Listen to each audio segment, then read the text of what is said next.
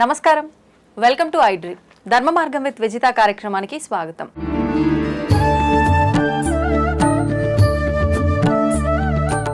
నమస్కారం స్వామీజీ. నమస్తే తల్లి.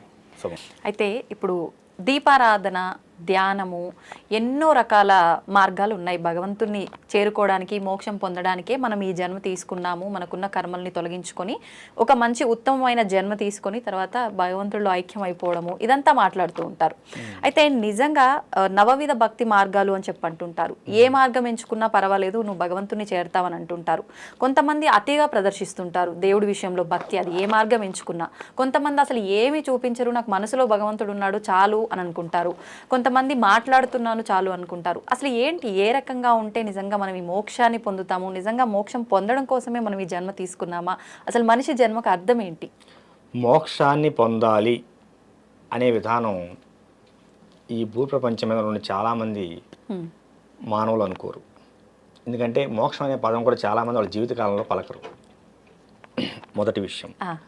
రెండు, నువ్వు భక్తి మార్గంలో ఏ మార్గంలో ప్రయాణించినా నీకు మోక్షం వస్తుంది. రెండు. మూడు, అతి అనేది ఎక్కడ తినే ఆహారం దగ్గర నుంచి నువ్వు చేసే భక్తి వరకు అతి అనేది ఎక్కడా కూడా మంచిది కాదు. ఓకేనా? నవవిధ మార్గాల్లో ఏ మార్గంలో అయినా సరే నువ్వు పూజ చేసుకోవచ్చు.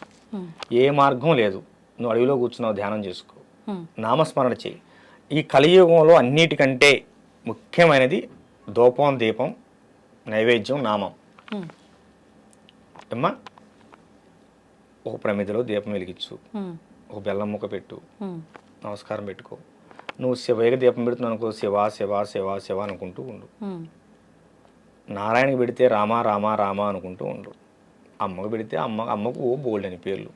నువ్వు ఏ పేరుతో పూజిస్తే ఆ పేరు. దుర్గమ్మ పెట్టావనుకో, దుర్గమ్మ దుర్గమ్మ అనుకో, శ్రీదుర్గ శ్రీదుర్గ అనుకో, అయితే శ్రీమాత్రేమో శ్రీమాత్రేమో అనుకో, లలితాకైతే సహస్రనామాలు.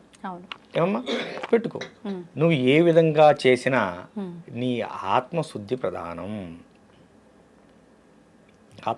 ఎదట వాడిని మోసం చేయాలి, ఎదట వాళ్ళని ఇబ్బంది గురి చేయాలి, ఎదట వాడిని హింస పెట్టాలనే భావనలు మనసులో పెట్టుకొని బయటికి శివయ్య అంటేనే, నారాయణ అంటేనే, అసలు ఏమనకపోతేనే. కనుక మనిషికి మోక్షం ఎక్కడ వస్తుందంటే నువ్వు తెలుసుకున్నప్పుడు వస్తుంది. నువ్వు ఎదటవాడు, నువ్వు నేను సమానమైన విషయం భావన వచ్చినప్పుడు మోక్షం వచ్చినట్టే. అంత జ్ఞానం రావాలంటే సాధ్యమేనా ఈ సామాన్యులకి? నేను చాలా మందిని చూశాను, ఫ్యాన్ షర్ట్లు వేసుకొని అవధూతలుగా బ్రతుకుతున్న వాళ్ళని నేను చాలా మందిని చూశాను. చీమకు కూడా అపాయం చేయని వాళ్ళని చాలా మందిని చూశాను. వాళ్ళు కలియుగంలో వాళ్ళు ఉన్నటువంటి పరిస్థితుల్లో వాళ్ళు ఉద్యోగరీత్యాలు, వ్యాపారీత్యాలు చేస్తూనే ఉంటారు, మనసులో నిత్యం నామస్మరణ చేస్తూనే ఉంటారు. అలాంటి వారిని నేను చాలా మందిని చూశాను. ఉంటారు, లేరు అనుకోకు. కాకపోతే వాళ్ళు అసలు భక్తిని ఎక్కడ ప్రదర్శించరు. కనుక ఉన్నారమ్మా, అలాంటి గొప్ప వాళ్ళు ఉన్నారు కాబట్టి మన ధర్మం ఇంకా బ్రతుకుంది. ఇప్పుడు హిందూ శంకర సభ ఉంది కదమ్మా, అలాంటి వాళ్ళు బోల్డ్ మంది వస్తారు. వాళ్ళు ఎవరిని ఆహ్వానించాల్సిన పని లేదు, తెలిసింది కదా. ఏ బస్సు ఎక్కువ, ఆటో ఎక్కువ వచ్చేస్తారు. కనుక మన ధర్మానికి వాళ్ళే నిజమైన కాపలాదారులు. వాళ్ళు నిజమైన కాపలాదారులు తల్లి. అది ఇప్పుడు ఆడవారి విషయానికి వస్తే చాలా రకాల అన్యాయాలు, దుర్మార్గాలు, ఇంట్లో వాళ్ళే ఆడవాళ్ళని గౌరవించని కొన్ని కుటుంబాలను కూడా చూస్తున్నాం. నిజంగా తీసుకుంటే మన పురాణాల్లో కూడా వారి వెంట యుద్ధానికి ఆడవారిని తీసుకెళ్లిన సందర్భాలు ఉన్నాయి, వాళ్ళ సలహాలు తీసుకున్న సందర్భాలు ఉన్నాయి అని అంటే అవి ఒకసారి మనం వింటే గనక ఎంత ప్రాధాన్యత ఉంది స్త్రీకి అనేది అర్థమవుతుంది. మరి ఈ ప్రస్తుత సమాజంలో ఎందుకు ఆ విలువ దక్కటం లేదంటారు? త్రేతాయుగం పరశురాముడు రేణుకమ్మ నరికినందుకేగా యుగం అంతమైంది. కృతయుగం, త్రేతాయుగం సీతమ్మని ఎత్తుకెళ్ళినందుకేగా రావణాసురుడు అర్థమైపోయింది, యుగం అయిపోయింది. ద్వాపర యుగం ద్రౌపది దేవిని నిండు సభలో జుట్టు పట్టుకుని ఈడ్చినందుకేగా కురువంశం మొత్తం నాశనం అయిపోయింది. అవునా? స్త్రీ జోలికి వెళ్ళినప్పుడు ఎవడు వంశమైన నాశనం అవ్వాల్సింది. స్త్రీని హింస పెట్టిన తర్వాత, స్త్రీని అఘోరపరిచిన తర్వాత, స్త్రీ యొక్క ధనమాన ప్రాణానికి అపాయం కనుక జరిగితే ఖచ్చితంగా దానికి మూలం ఎవడైనా సరే వంశం ఆగమైపోతుందమ్మా. ఎందుకంటే దీని గురించి చెప్పుకోవాల్సిన అవసరం లేదు.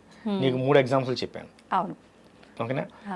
మండోదరి మహాప్రతివత అయినా ఆమె ప్రాతిపత్యం రావణాసురుడిని కాపాడలేదు. అవునా? గాంధారి మహాప్రతివత భర్తను పెళ్లి చేసుకునే ముందే కళ్ళకు గంతలు కట్టుకుంది. పెళ్లి చేసుకున్న ఎవరైనా కళ్ళకు గంతలు కట్టుకోవచ్చు, తప్పు.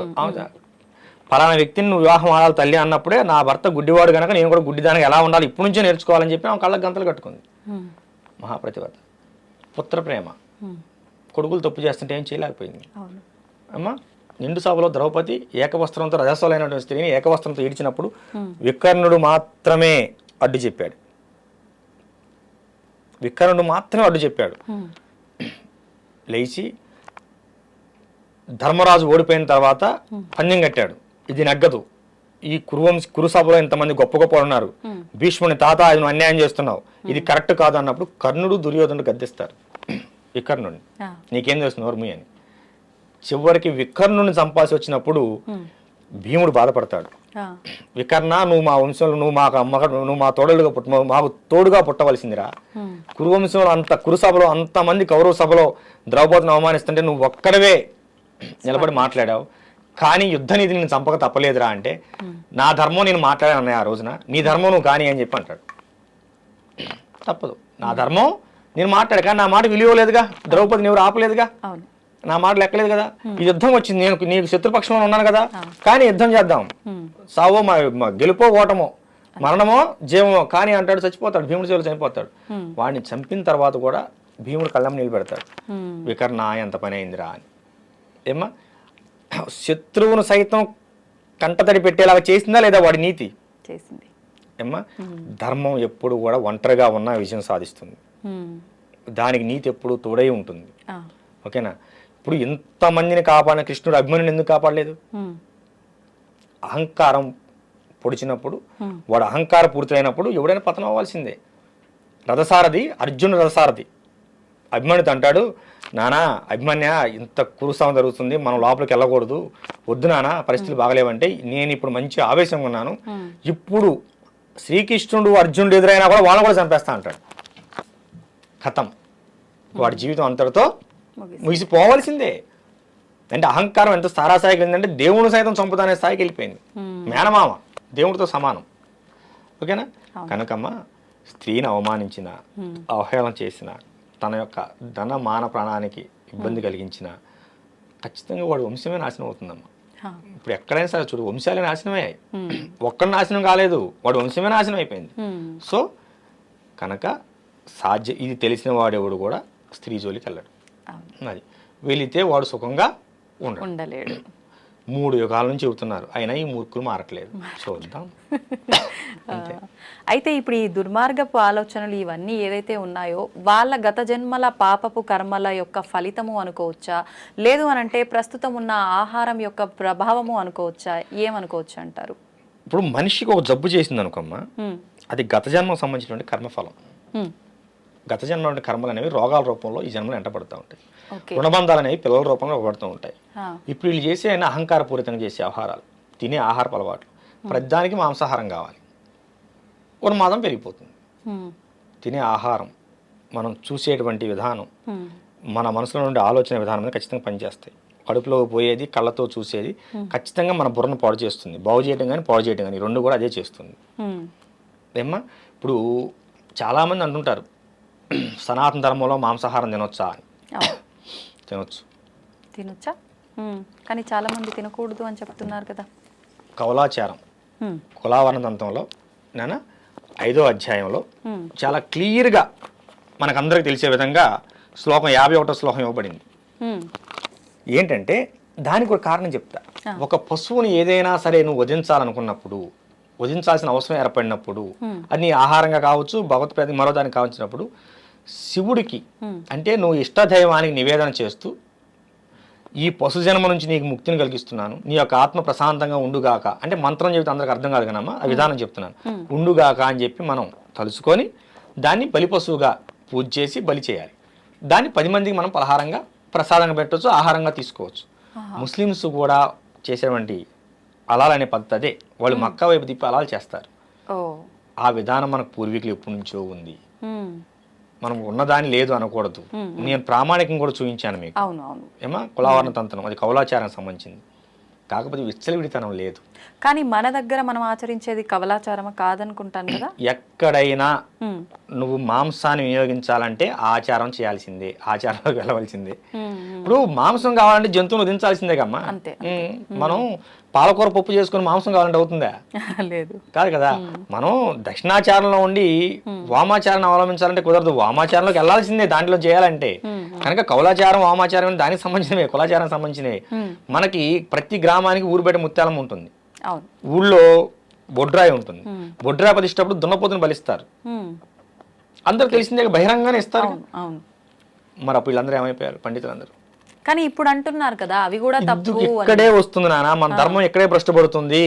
నువ్వు గతాన్ని మర్చిపోవద్దు. గతంలో మనకంటే గొప్ప వాళ్ళు ఉన్నారు, నువ్వు గొప్పవాళ్ళని భావించు, నువ్వు గొప్పవాళ్ళైతే కావచ్చు, కానీ మన పూర్వీకులు ఎందుకు అవమానిస్తావు? మన పూర్వీకులు గొప్పవాళ్ళు కాదా? కొన్ని వేల సంవత్సరాలకు ఎందుకున్నది ఈ ఆచారం? మీరు పెట్టింది కాదే, నేను పెట్టింది కాదే. ఈ మాంసాహారం అనే ఆచారం కొన్ని వేల సంవత్సరాలుగా లేకపోతే, కొన్ని యుగాలుగా లేకపోతే అసలు మేకను నువ్వు ఇంట్లో పెంచవలసిన అవసరం ఎందుకు వచ్చింది? చెప్పు నాన్న. దాన్ని పెంచడం వల్ల నీకు వచ్చిన ఉపయోగం ఏంటి? ఆడుతూ పాడుతూ పెంచుకునేది ఆవు కాదే. మన ఇంట్లో మన ఆచారం సనాతన ధర్మం ప్రకారం అది గోవు కాదే. మరి గోవు కానప్పుడు మనం గోవును మాత్రమే పాలు కోసం, ప్రేమ కోసం, ఆధ్యాత్మం కోసం పెంచుకుంటాం. ఏ తల్లి, అవునా కాదా? ఎందుకంటే మనం ఉదయం లేవగానే గోవుని చుట్టాన్ని ఆనందపడతాం, సర్వదేవతను చూసినట్టు సంతోషపడతాం, గోవుని తాగి పులకరిస్తాం. నువ్వు మేకను తాగి పులకరించవే, గొర్రెను తాగి పులకరించలేవే. మరి నీ ఇంట్లో కోడి ఎందుకు? అడవిలో కోడి తిరుగుతున్నాయి కదా, నువ్వు ఇంట్లో కోడి ఎందుకు పెంచుతున్నావు? నువ్వు పెంచలా, నీ పూర్వీకులు పెంచారు. ఏనా? వాస్తవాలు మాట్లాడుకుందాం. వాస్తవాలు ఎప్పుడు కఠినంగా ఉంటాయి. జ్వరం తగ్గించే టాబ్లెట్ ఎప్పుడు చేదుగా ఉంటుంది. నువ్వు తినటాన్ని నువ్వు ఆధ్యాత్మికం నేర్పు, ఆహారాన్ని గురించి చెప్పు మాకు. ఆధ్యాత్మికం మాత్రమే చెప్పు. ఒక ఆధ్యాత్మికంలోకి వచ్చినప్పుడు వాడు ఎలా ఉండాలని వాడే మారుకుంటూ వస్తాడు. ఒక స్థాయికి వెళ్ళిన తర్వాత మాంసాహారం తినకూడదు అనే విషయం వాడికి తెలిసినప్పుడు వాడే మానుతాడు. నువ్వు ఆహార అలవాట్ల గురించి చెప్పకు. ఎప్పుడైతే నువ్వు వాడి వ్యక్తిగత జీవితంలో చొరపడతావో వాడి ఆహార అలవాట్లకు సరితూగేటువంటి వేరే మతాన్ని ఎత్తుకుంటాడు. అవునా కదా తల్లి? ఇప్పుడు మన పూర్వం, ఇప్పుడు గ్రామానికి ఊరు బయట, మా జుజ్జూరు గ్రామంలో ఊరు బయట ముత్యాలం తల్లి ఉన్నది. ఆమెను 1819వ సంవత్సరంలో పునఃప్రతిష్ఠ చేసినట్టు ఉన్నది. అంటే ఇప్పుడు 200 సంవత్సరాలు దాటిపోయింది. పునఃప్రతిష్ఠ చేసినట్టు, అంతకుముందు ప్రతిష్ఠ చేసి ఎన్నాళ్ళు అవుతుంది మనకు తెలియదు కదా. పునఃప్రతిష్ఠ చేసినట్టు ఉంది. మరి ఆమె దగ్గర ఎప్పటి నుంచో సాధనలు జరుగుతున్నాయి కదా, కొన్ని వందల వేల సంవత్సరాల నుంచి. అప్పుడు నువ్వు పుట్టావా, నేను పుట్టానా, ఈ చెప్పిన వాళ్ళు పుట్టారా? కానీ అప్పుడు వేదం పుట్టే ఉందిగా, ఉపనిషత్తులు ఉన్నాయిగా, ఏమ్మా అన్నీ ఉన్నాయి కదా, మన పురాణాలు ఉన్నాయిగా. మరి అప్పుడు వాళ్ళకి తెలీదా? కనుక ఎదుట వాళ్ళ ఆహారం మీద నువ్వు ప్రవచనాలు ఇవ్వకు. గరికపాటి వారు, చాగంటి కోటేశ్వర గారు లాంటి మహానుభావులే ప్రవచనకర్తలు, వాళ్లే ఒప్పుకున్నారు మాంసాహారం నిషిద్ధం కాదు నాన్న, విచ్చలవిడిగా తీసుకోకు. మాంసాహారం తీసుకున్న రోజు దేవాలయానికి వెళ్ళకూడదా నిజంగానే అలా? మరి ఒక జీవిని చంపి నువ్వు తిన్న తర్వాత నీ శరీరం మైలైనట్టేగా. మరి అమ్మవారికే నివేదన చేస్తుంటారు కదా. నువ్వు నివేదన చేసుకుని బయటకు వచ్చావుగా. నివేదన చేసే ముందు అక్కడ నువ్వు మాంసాహారం తీసుకుని వెళ్ళలేదు కదా. ముందు అక్కడికి వెళ్ళి ఈ బలి పశువుని పూజ చేసి బలి ఇచ్చిన తర్వాత అక్కడ నువ్వు బయటకు వచ్చేస్తావుగా. ఏమ్మా అయిపోయింది అంతటితో. కానీ ఇప్పుడు ఏమైందంటే తినే తిండిలో మాంసం, తాగే దాంట్లో మాంసం, ఈ ఫ్రైడ్ రైస్లని, నూడిల్స్లని, సర్వం కోడిగుడ్లని, అవన్నీ అంతా మాంసాహారం నిషేధం కాదు. కానమ్మా మన శాస్త్రం ప్రకారం విచ్చలవిడితనం లేదు. కావాలంటే మీ పూర్వీకులు ఎవరైనా పెద్దవాళ్ళు ఉంటాడు, ఇంటికి కొత్తలుడు వస్తే ఏదన్నా ఒక కోడి లాంటి దాన్ని దేని చేసి పెట్టేవాళ్ళు, ఏదైనా పండుగ వస్తే చేసి పెట్టేవాళ్ళు. అంతేగాని ఇట్లా వారం అసలు ఆదివారం తినడం అసలు లేదు మనకి. ఆదివారం కల్చర్ అనేది బ్రిటిష్ వాళ్ళు వచ్చిన తర్వాత వచ్చింది మన కల్చర్. ఆదివారం కల్చర్ అసలు మనకు లేదు. మన ఇంటికి ఏదైనా పండగ అయితే లేదా మన ఇంటికి ఎవరైనా బంధువులు వస్తే అప్పుడు మాత్రమే మాంసాహారం ఉండేది. మన దొడ్లో చిక్కుడుకాయ ఉండేది, వంకాయ ఉండేది, బెండకాయ ఉండేది, బీరకాయ ఉండేది, అన్నీ ఉండేవి. వాళ్ళు వచ్చారు గనక ఇంట్లో, అది కూడా ఇంట్లో పెరిగిన దాన్నే పెట్టేవాళ్ళు, ఇంట్లో పెరిగిన కోడినే వాళ్ళకి చేసి పెట్టేవాళ్ళు. ఇప్పుడు అంతా హైటెక్ యుగం, హైటెక్ ఫుడ్లు. మరీ దారుణం ఏంటన్నా, 10 సంవత్సరాల పాప పెద్ద మనిషి అవుతుంది. దేని వలన? ఈ బాయిలర్ కోళ్ళ వలన, బాయిలర్ చికెన్ వలన. అదే నాటుకోడి పెట్టు కాదుగా. ఈ పిల్లలు కూడా అవే తింటారు, అవే కావాలి, పలావులు, బిర్యానీ. కనుకమ్మా మాంసాహారం నిషేధం కాదు, అలా అని విచ్చలవిడితనం లేదు.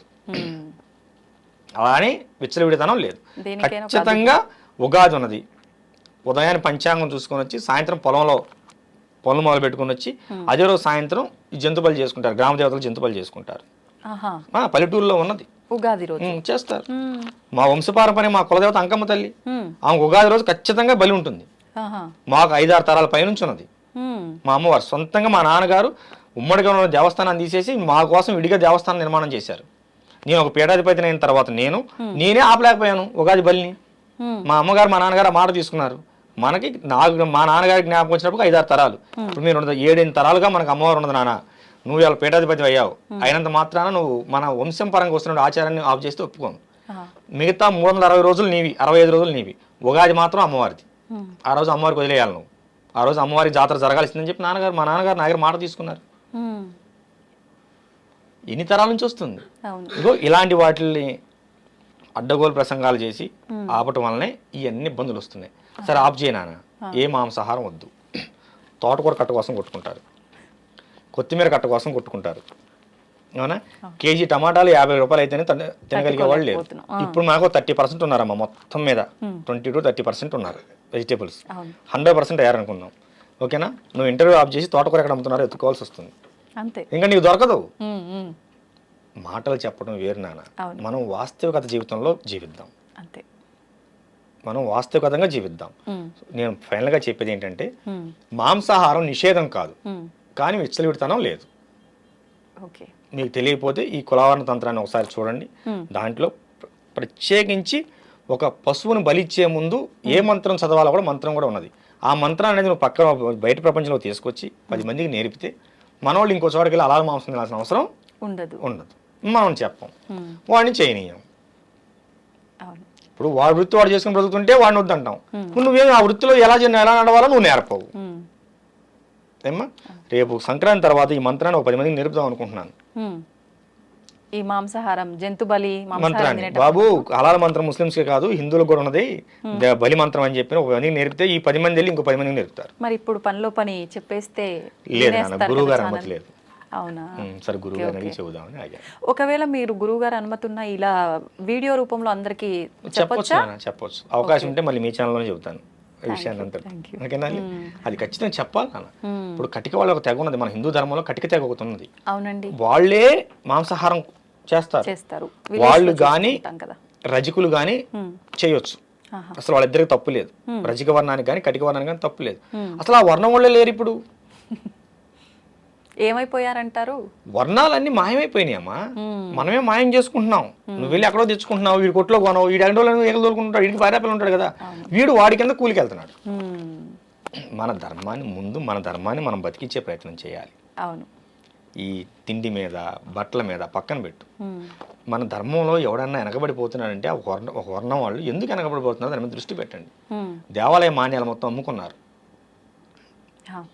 ఇవాళ వచ్చి సేవ చేయమంటే ఎవడో ఎలా చేస్తాడు? ఇప్పుడు మా నాన్నగారు అమ్ముకున్నారమ్మా, మా దేవాలయం భూమి ఉందనుకుందాం, మాన్యం 4 ఎకరాలు మా నాన్నగారు అమ్ముకున్నారు. నన్ను వచ్చి దేవాలయం సేకరించమని ఎందుకు చేస్తాను? నాకు హక్కు లేనప్పుడు బాధ్యత లేదు కదా.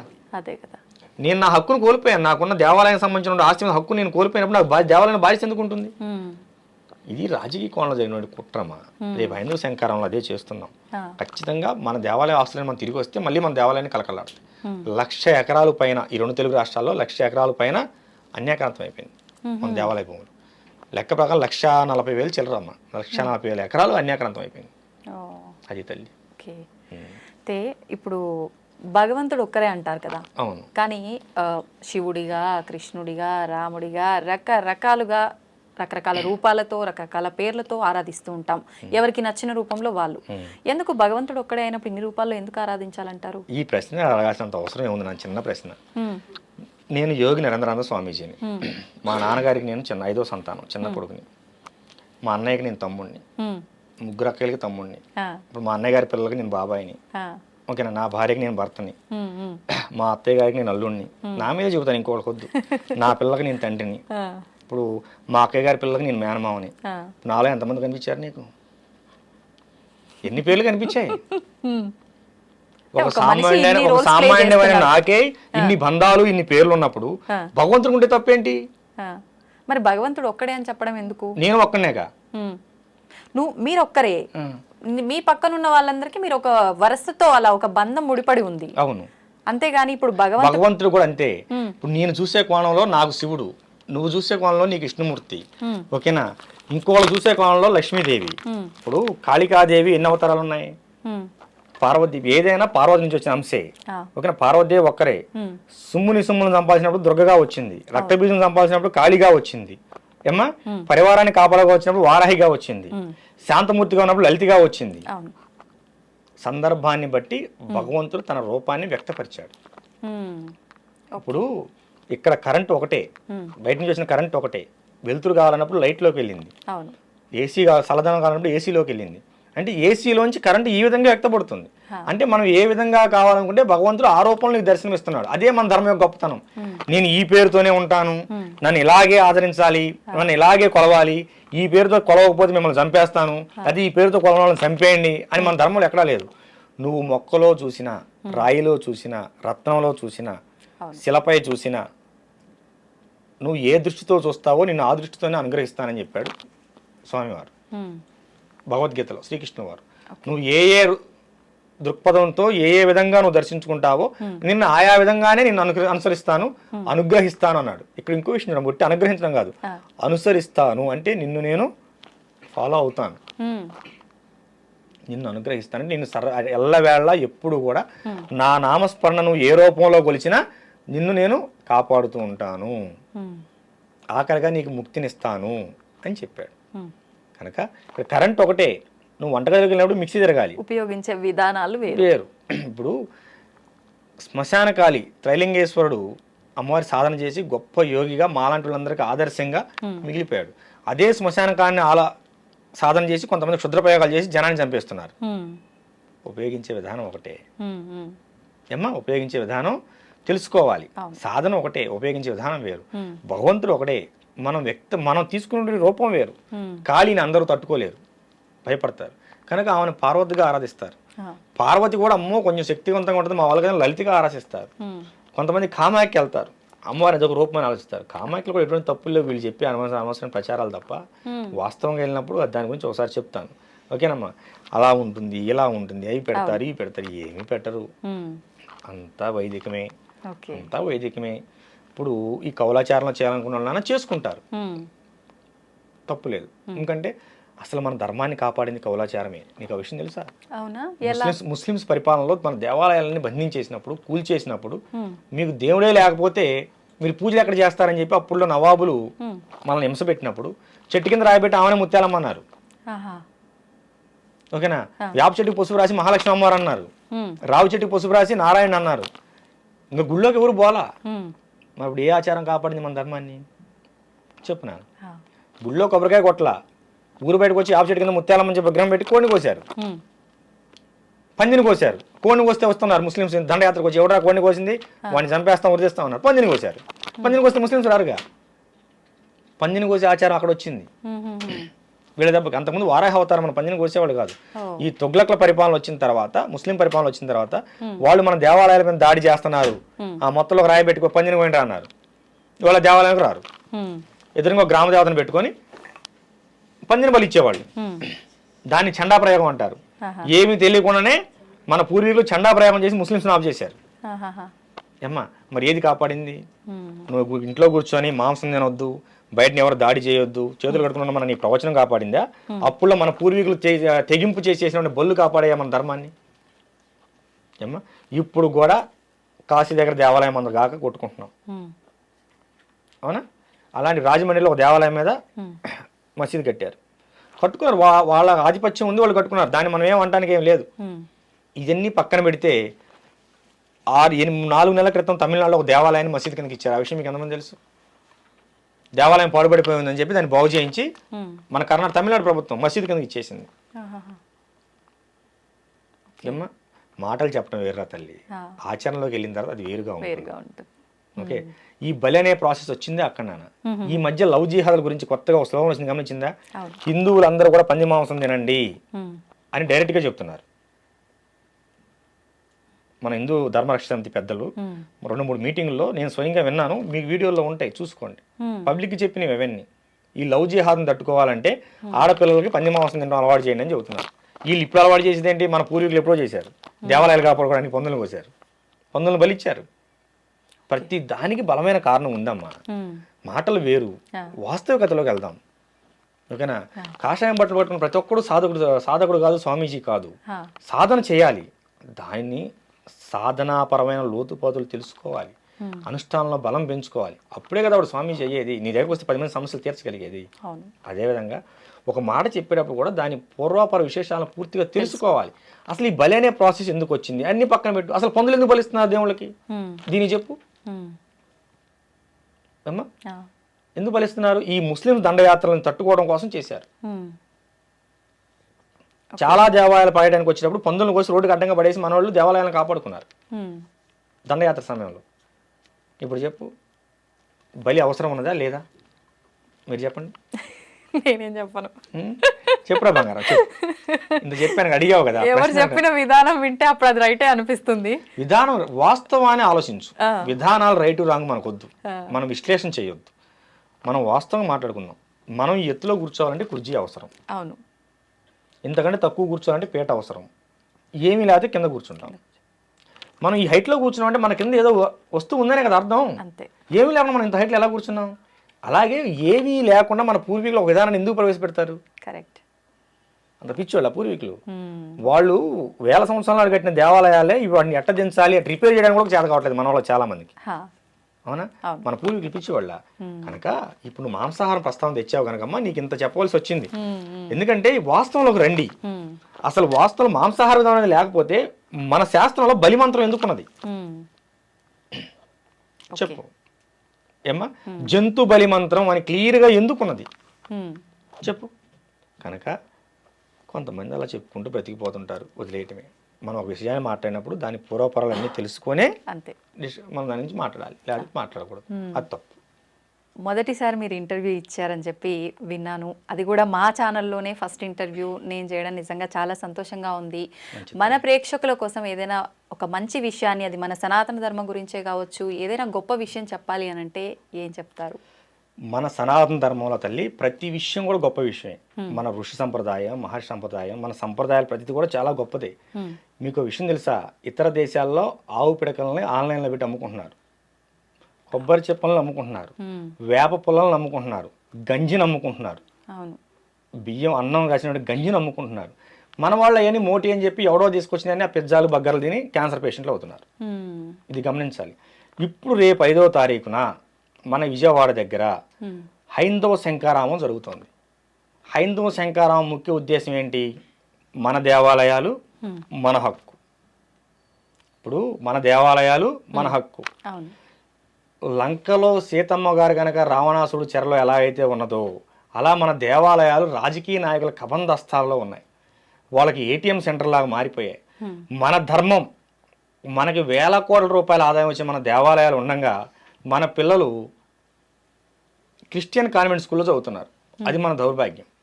ఇప్పుడు తిరుమల తిరుపతి దేవస్థానం అనేది మన కంట్రోల్లో ఉంటే తేలిగ్గా ఒక 100 నుంచి 1000 విద్యాలయాలు కట్టి మన పిల్లలకు మనం ఉచితంగా హై లెవెల్లో హై క్వాలిటీ ఎడ్యుకేషన్ అందించవచ్చు. తిరుమల కావచ్చు, శ్రీకాళహస్తి కావచ్చు, శ్రీశైలం కావచ్చు, విజయవాడ కావచ్చు, ఏమ్మా ఇలా ఎన్ని దేవాలయాలు, కాణిపాకం కావచ్చు, మన అన్నీ కూడాను మనకి కామధేనువులమ్మ మన దేవాలయాలు. మన భక్తులు పిచ్చోళ్ళు, ఎన్నిసార్లు చెప్పినా వినరు. హుండీల్లో కానుకలు వేయొద్దు నానా అని ఎన్నిసార్లు చెప్తామో వినరు. మన దేవాలయాలు మొత్తం వాళ్ళకి ఏటీఎం సెంటర్లు అయ్యాయి.